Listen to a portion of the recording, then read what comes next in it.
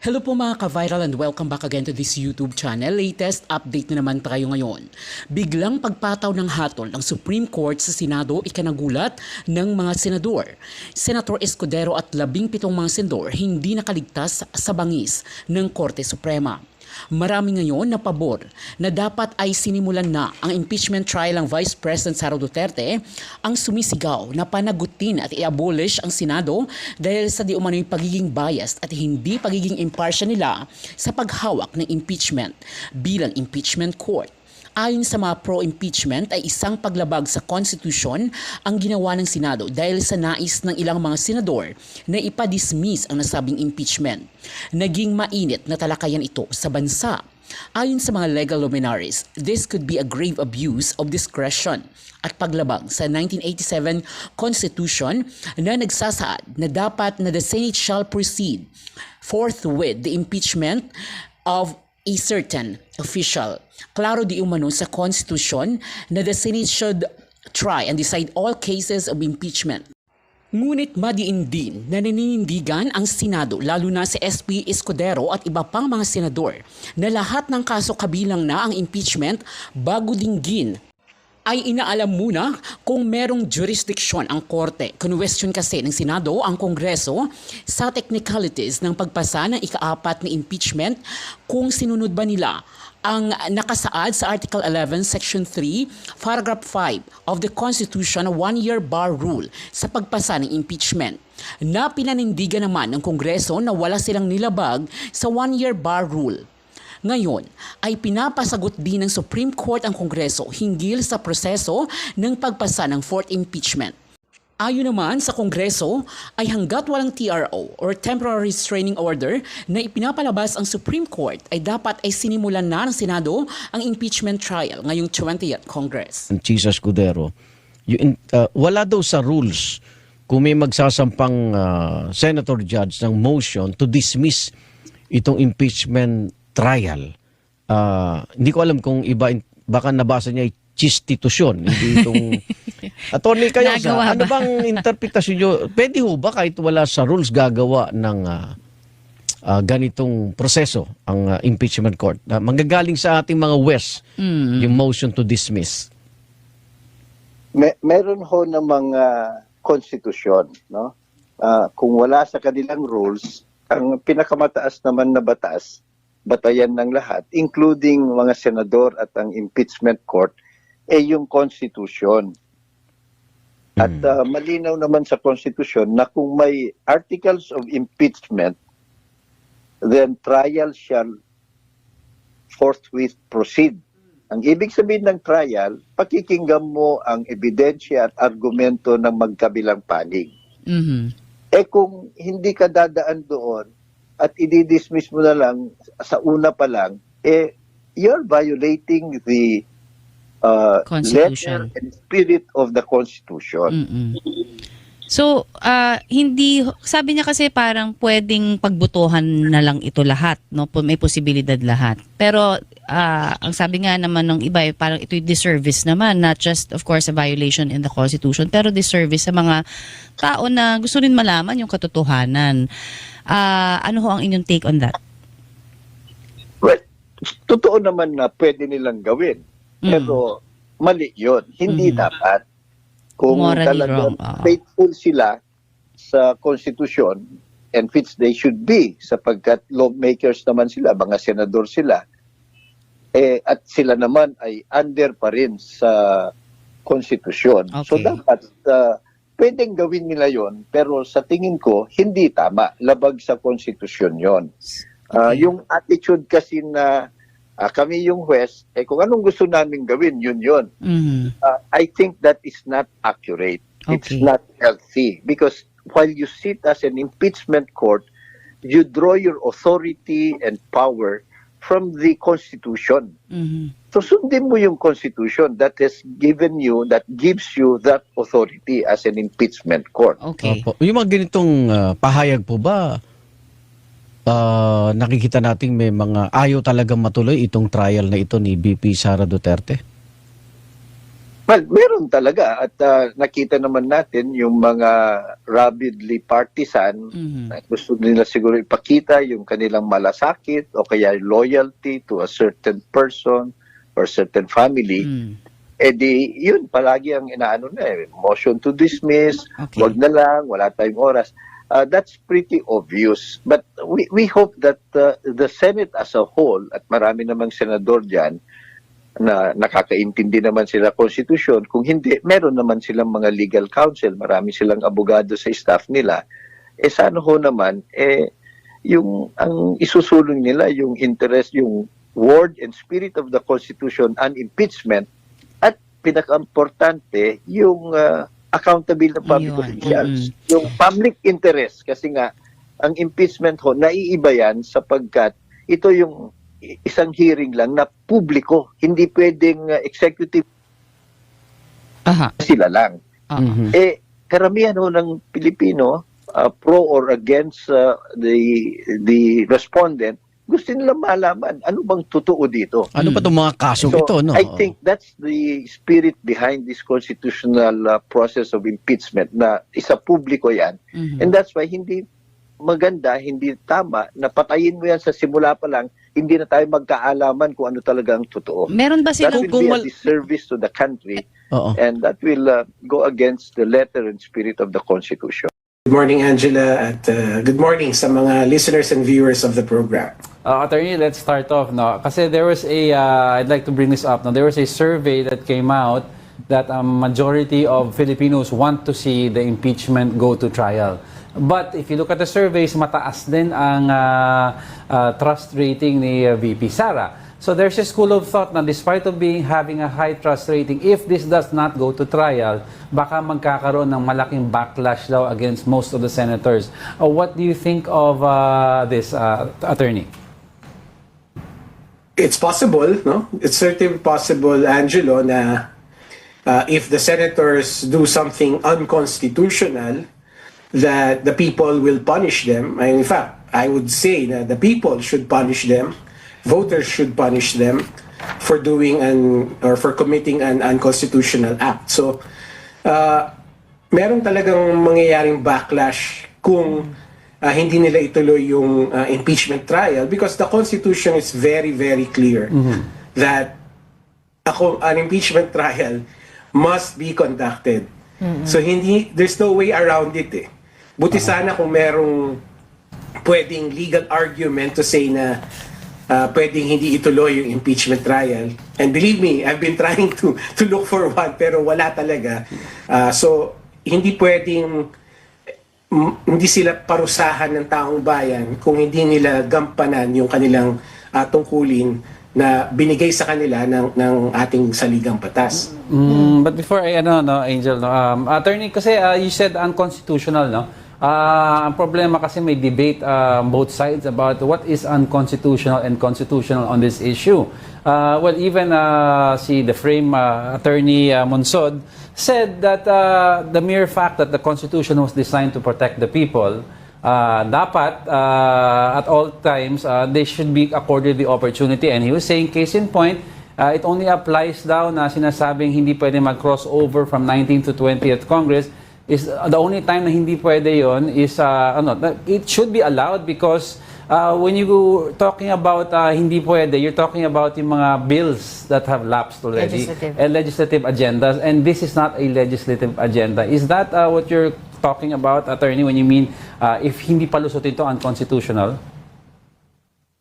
So that's a part of it. But let's just be go down to the fundamentals of it. Very clear naman sa saligang batas that once the articles are transmitted to the Senate, they should commence trial immediately, forthwith. No? So there is no contemplation in the Constitution for the impeachment trial not to be undertaken. No? So yun ang ibig ko sabihin. If the senators now decide that for one reason or another, they will not continue the trial or they will not undertake the trial, pag dinismiss, then that decision is unconstitutional and the people should punish them for that. Now let's talk about the impeachment resolution to dismiss nga po the the impeachment case against VP Sara, na later on we found out na nanggaling pala sa opisina ni Senator Bato de la Rosa. What do you make of that? Pag yun po ba ay ginawa ng Senado, meron po ba tayong makikitang legal problem in that area? Meron po ba talagang part in our Constitution na pwedeng gawin ng Senado na mag-dismiss ng impeachment, or it is really their duty na ituloy yung impeachment trial against somebody? Yeah, Angela, so as I said earlier, there is absolutely no legal basis to dismiss the impeachment trial outright. No? Impeachment complaint outright. Right. In fact, the Constitution is very clear that a trial must be conducted. So yung resolution na final, or if a file, presumably if a file, that has no legal basis at all. No? And it should not be carried by the other senators, no? Because if they do, and they decide nga, no, by majority vote that they will just simply dismiss the impeachment complaint and not proceed with the trial, then that is an unconstitutional act on their part. And the people, voters in particular, should punish them for that. Para I understand you, attorney, no matter what happens, this 19th Congress has its duty to push through with the impeachment. And the question on if it can be crossed over to the 20th Congress, you're saying parang it's another issue altogether, and most likely, attorney, you see this going to the Supreme Court. Yes, that particular issue, yung crossover issue, Separate Angelo, yun. Separate. I would admit that hindi malinaw ang Constitution doon. Okay. So there is no clear provision or even a hint of a ruling in the in Article 9 about that, no. But it's very clear na dapat mag-conduct ng trial ang 19th Congress, which they should have done months ago. Now, whether that will cross over to the 20th Congress, at least I am under the thinking that it should. Because the trial must continue until it is terminated by a decision. Yeah. So, therefore, it should carry over because, first and foremost, the impeachment responsibility is given to the Senate is not a legislative function. In other words, the rules on their legislative functions, yung sinasabi ng iba na once they adjourn finally, then that ends. No? Yun, for their lawmaking function, yun. So, klaro, They're stating kasi yung Neri versus Senate on that particular agenda, yung continuing, hindi na daw continuing body pagdating doon. Your thoughts on that po?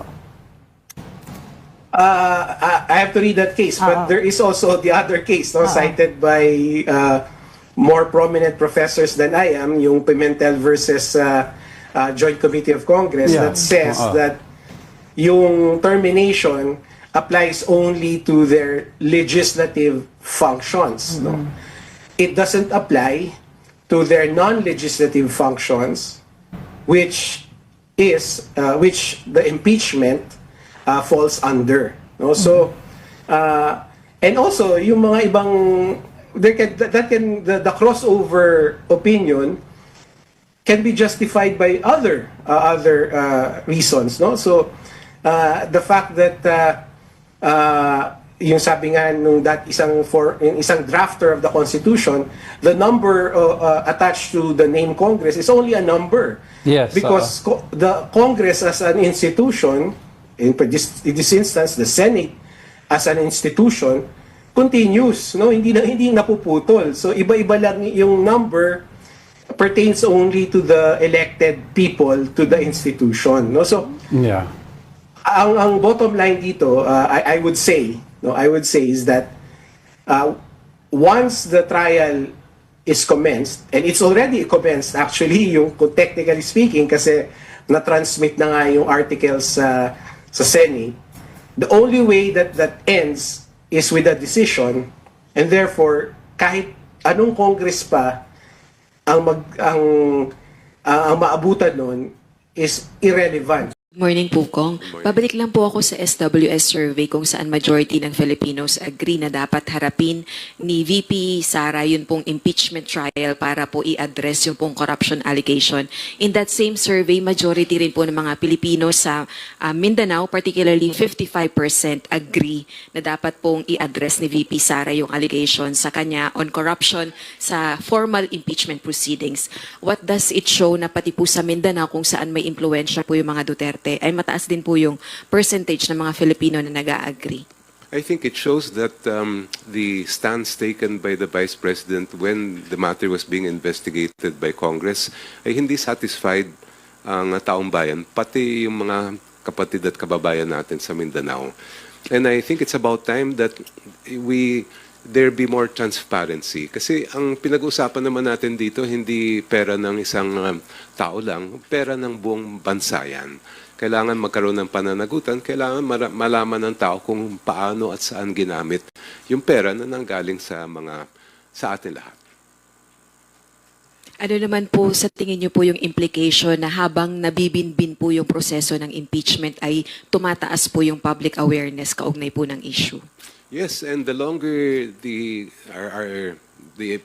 longer it takes for the impeachment trial to happen, talagang tataas at tataas yan sa tingin ko because we only have so much patience. Ito ay isang utos ng ating konstitusyon na dapat matagal nang nagawa o nasunod pero hanggang ngayon ay hindi pa rin nangyayari. Last on my part na lang po regarding po sa SC resolution na nanghihingi po ng karagdagang dokumento at information sa Kamara kaugnay po ng impeachment complaints na inihain po against the Vice President.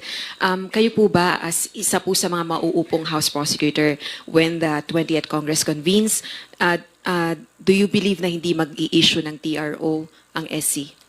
Well, ganito na isinampay yung mga petisyon na yan way back in February of this year. And up to now, wala pa naman lumalabas na temporary restraining order or injunction ang Supreme Court. Doon sa issue ng paglabas ng kanilang recent directive sa House of Representatives at sa Senado, ito lang sa tingin ko magkakaroon ng isang malaking question o debate within the legal community and even within the different branches of our government. Kasi kailangan mabalanse natin yung kapangyarihan ng Supreme Court to check grave abuse of discretion with the sole power put in the impeachment court by the Constitution. Nakalagay kasi sa Constitution natin, pagka mag-convene ang ating Senate bilang impeachment court, sila lang ang may kapangyarihan. Sabi nga ang wording ng Constitution, the sole power to try and decide the case. Ngayon, a balance has to be struck between that exclusive power given to the Senate as an impeachment court and the power given to the Supreme Court to check grave abuse of discretion. I think that will be an underlying issue that arose from the issuance of that directive by the Supreme Court. I fully respect the Supreme Court. I know ito ay isang pending case kaya meron tayong sub judice rule. Pinapoint out ko lang po na maaaring maging issue itong bagay na ito. So, follow up lang po, Kong. So, you believe na it's far from happening, yung pag-i-issue ng TRO ng Supreme Court on the petitions filed against the impeachment case? Very hard for me to put myself in the minds of the members of the court. Hindi ko talaga masasabi kung it's very hard for me to answer your question because I really don't know what the court is disposed to do. Thank you, Rose. We will acknowledge Agatha Gregorio from ABS-CBN for her questions. Good morning po, Kong. So regarding naman po yung impeachment din po, especially yung SWS survey po na nabanggit kanina, you mentioned din po na the public clamor could impact yung impeachment court po. Do you think this is enough po to influence the Senate to push through the trial more and stop yung so-called delays nga po? You know, in my experience in all the previous impeachment cases that I was involved in, malaking bagay talaga yung public clamor. mula pa noong impeachment case ni dating Pangulong Estrada hanggang ngayon, it's always been a factor because sabi nga nila, hindi lang naman legal ang isang impeachment, kundi political din. And the senators also are, many of them are up for re-election in the future. So iniisip din malamang nila kung ano yung magiging epekto o ano yung mga nasa sa isip ng ating publiko. And then kayo po, have you met with the other House prosecutors since po talked about the second requirement po? Well, I have had discussions with the prosecution teams, pero dahil hindi pa naman ako official nakabahagi ng prosecution panel, I have not taken part in any of their meetings. I think that will have to wait until I am officially appointed, if ever, by the 20th Congress. And regarding po yung resolutions of both houses po for charter change, do you think enough po yung time given yung impeachment nga po and then we're halfway through with the Marcos administration po? Sa tingin ko, well, you raise a very good point. Sa tingin ko, wala kukulangin talaga ng oras yan para ma-address yung both houses resolution.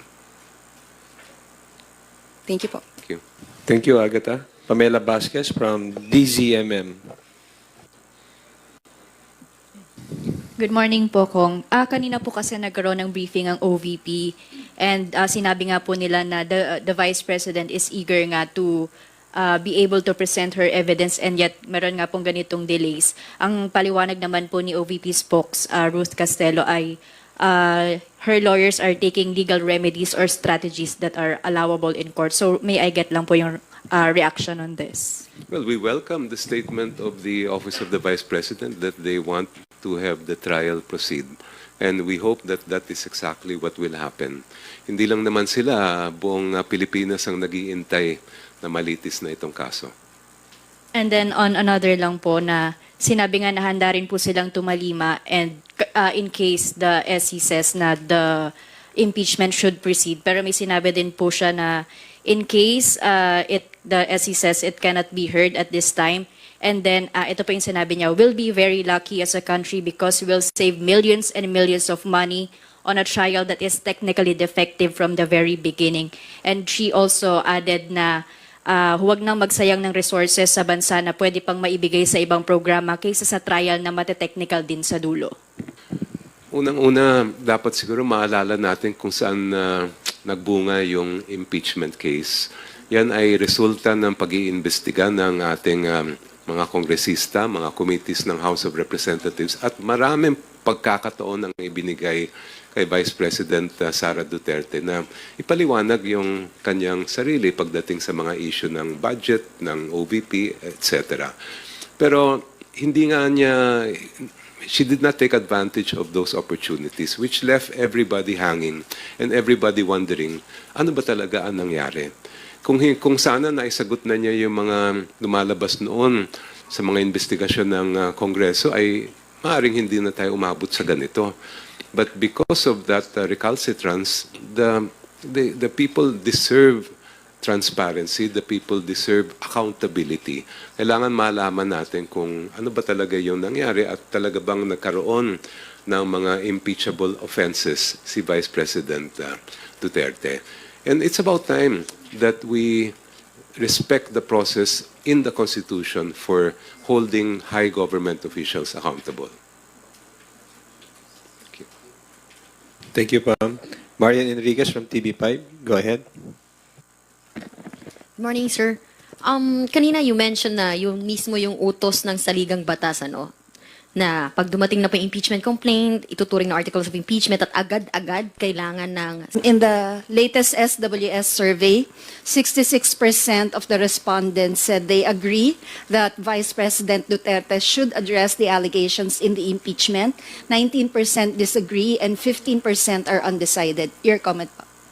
Well, tingin ko matagal nang iniintay ng sambayan ng Pilipino na makita ang ebidensya ng prosecution laban doon sa impeachment case. At yun mismo ang utos ng ating saligang batas na pag dumating yung verified complaint na may pirma ng at least 1/3 ng members ng House, yan ay ituturing na articles of impeachment at agad-agad kailangan magkaroon na ng trial. Pag sinabi natin trial, ang ibig sabihin nun ay yung mismong paghaharap ng ebidensya, pag-uupo ng mga testigo, para malaman natin kung ano ba talaga ang kaso. Hindi lang, sa impeachment kasi hindi lang naman ang mga senators ang naghuhusga. Pati lahat tayo mga Pilipino ay judge din. Dahil, di ba, ang kasabihan natin sa konstitusyon ay public office is a public trust. And that trust must never be abused or violated. Thank you, Tina. Sir, isa pa po. May impact po ba yung public clamor sa Senate Impeachment Court and sa Supreme Court? Well, tingin ko naman, lahat ng mga nasa pamahalaan ay sensitive sa public opinion. Whether they will admit it or not, that is always a factor, especially for elected officials.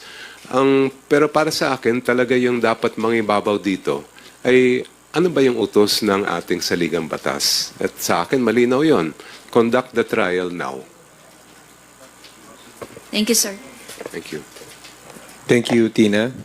Mela Lismoras from PTV4 is now recognized. Hi, good morning po, Kong Jock, no? Balikan ko lang po yung priority measures no na nabanggit kanina kasi kahapon lang inaprubahan na rin ni President Marcos yung proposed 6.793 Congressman Shell. Sir, sa kakabit ng SONA ni Pangulo ay yung mga pangyayari na mag-elect ng bagong liderato ng Kongreso. Pero ang isa po sa malaking inaabangan ay of course yung pagko-convene ng Senate Impeachment Court o yung pagsisimula na mismo ng pre-trial or trial proper. Sa araw na rin po na yon ay baka official na rin po kayong na-appoint sa plenaryo ng Kamara bilang House Impeachment Prosecutor. Sir, what's the ideal date for the Senate Impeachment Court na simulan agad after the SONA, yung pagtalakay sa impeachment trial ni Vice President Sara Duterte? Noong June, kung maalala ko, naglabas ng calendar ang Senate, si Senate President Escudero. At ang naalala kong nakalagay na petsa doon ay July 29, which is the day after the SONA. Whatever date the Senate sets, we will be ready. But of course, the sooner the trial begins, the better for the country. Kaya inaasahan namin na agad-agad magkakaroon na ng trial pagbukas ng 20th Congress. Sir, follow-up, should there be any tedious debate still on the Senate para lang masimulan yung impeachment trial? Wala na dapat. Puro debate na lang ang nangyayari. Pero para sa akin, malinaw naman ang utos ng konstitusyon. I-trial na itong kasong ito. Thank you, sir. Lihis lang po ako sa ibang topic. Kahapon po nag-file si Congressman Abante nung total ban nga po ng lahat ng forms ng online gambling. Pero ang akbayan po ay, as I understand, yung final niyo po ay restrictive or strict regulation. Can you explain lang po bakit ganun po yung track na gustong tahakin ng akbayan versus online gambling? Well, I'm sure magiging point of debate yan. Hindi lang sa House of Representatives, pati sa Senado at sa publiko. Yung isang issue kasi dyan ay pag ginawa natin yung total ban,